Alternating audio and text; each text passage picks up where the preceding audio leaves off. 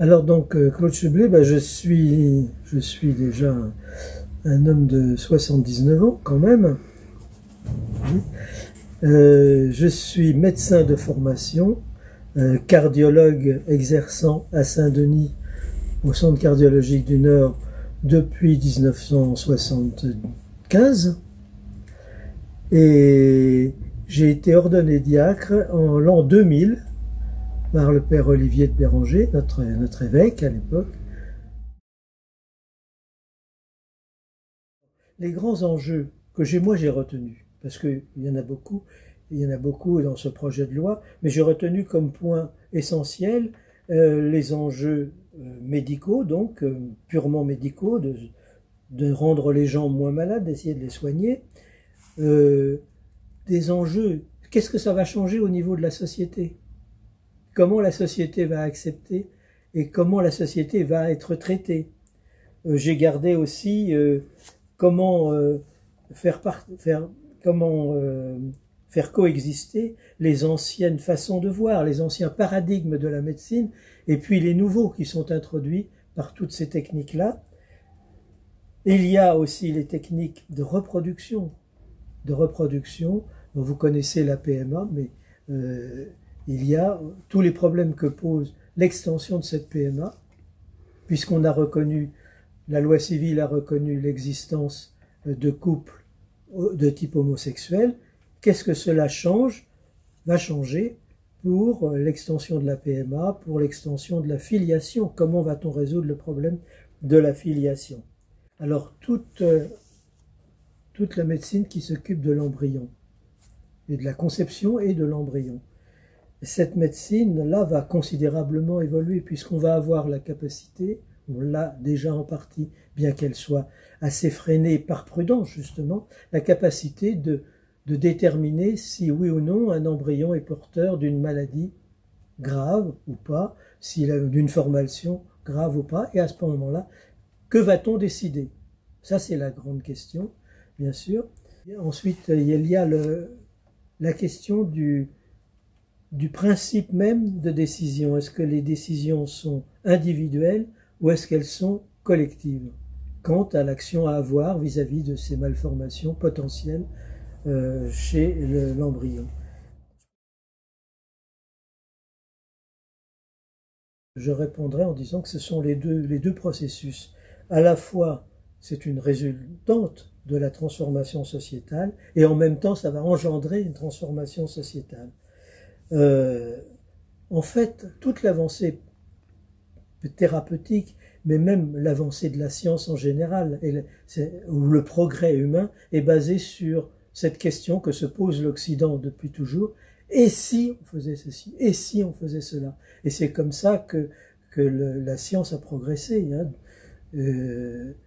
Et si on essayait, par exemple, de comprendre comment fonctionne la reproduction, comment fonctionne la reproduction génétique elle-même, comment les gènes se reproduisent. On a commencé par établir des cartes génomiques. Quand on est devant une carte du génome humain, qui maintenant est complète, et déjà depuis plusieurs années, on se dit, est-ce que maintenant qu'on a la carte de la normalité et de la pathologie, est-ce qu'on peut intervenir, aller faire quelque chose, etc. Donc on cherche dans ce sens-là, voilà comment ça marche. Et puis on trouve, comme par exemple c'était le cas, on trouve cette méthode extraordinaire qui s'appelle CRISPR-Cas, peu importe le nom, mais qui permet d'aller enlever des séquences malades pour mettre des séquences non malades à la place, dans le génome même. Voilà. Donc, voilà comment progresse le progrès médical.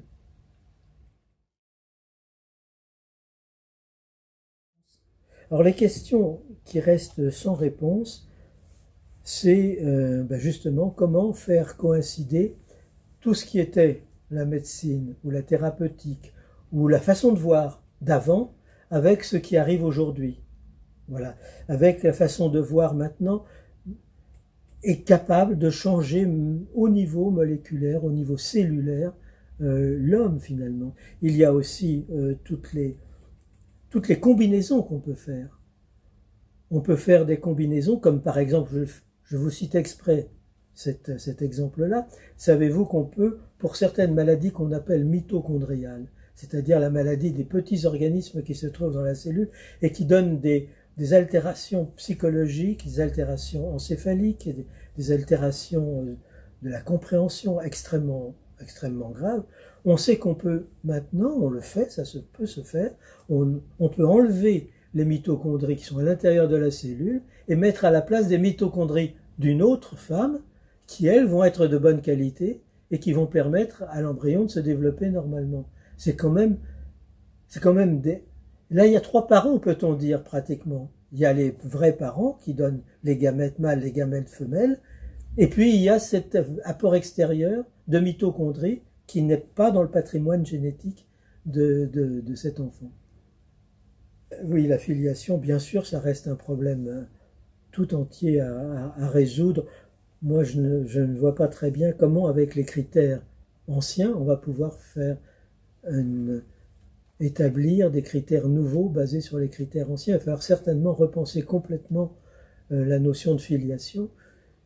Ça, c'est un problème qui reste, à mon avis, entier. Je ne vois pas. Personne n'a proposé de solution vraiment satisfaisante.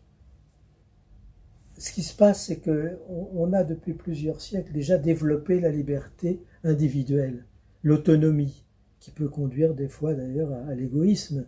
Hein, voilà, mais il va falloir qu'on trouve un équilibre entre la liberté individuelle, bien sûr, hein, et puis les normes collectives.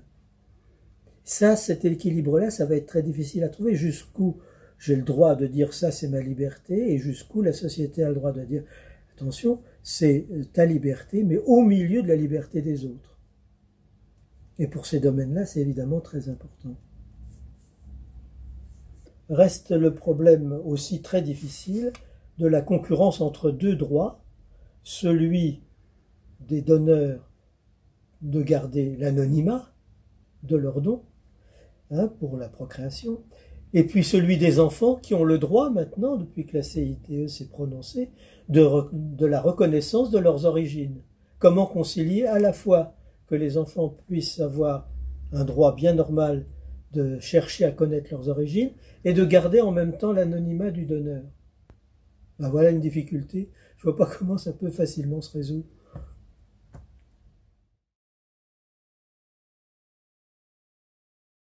Moi, je pense que l'attitude du chrétien dans ce domaine, comme dans les autres d'ailleurs, elle doit être celle que nous recommande le psaume 94, ne fermez pas votre cœur. Ne fermez pas votre cœur. Et puis, tout ce que nous ont recommandé les autorités qui se sont exprimées depuis le Concile. Comme par exemple, si vous regardez le chapitre 16 de Lumen Gentium, eh bien, dit-il, il faut toujours obéir à sa conscience. L'appel à la conscience est très fort. Sa conscience, éclairée. C'est-à-dire qu'on a le devoir non seulement d'obéir à sa conscience, mais aussi de se donner les moyens de l'éclairer, par la lecture, par les rencontres, en lisant ce qui est pour, ce qui est contre, et de se forger soi-même une idée en toute conscience. Et puis il y a aussi le fait qu'on est beaucoup plus sensible à l'aspect des personnes elles-mêmes, c'est-à-dire quel enjeu pour chacune des personnes avec lesquelles je suis confronté. Ça c'est surtout vrai, particulièrement pour le médecin. J'ai une personne en face de moi, qu'est-ce que je peux lui dire? Qu'est-ce que je peux lui proposer?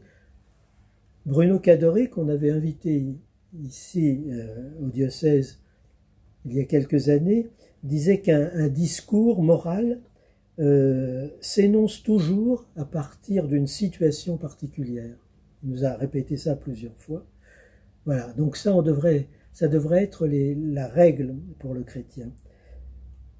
Et enfin, 3e point qui me semble aussi très important, c'est ne pas avoir une conscience démissionnaire. Ça veut dire que devant tous les problèmes, qui sont des problèmes difficiles, des fois techniquement difficiles, il ne faut pas démissionner, il faut se faire expliquer, de telle sorte qu'on n'ait pas à s'en remettre, entre guillemets, à ceux qui savent, et puis en se disant, bon, moi, c'est pas mon problème. Non, c'est aussi le problème de chacun, particulièrement des chrétiens qui ont cette conscience de la vie en commun, de dire c'est peut-être difficile, mais je vais me renseigner, je vais savoir, je ne démissionne pas et je prendrai position. Pour, contre, mais je vais prendre position.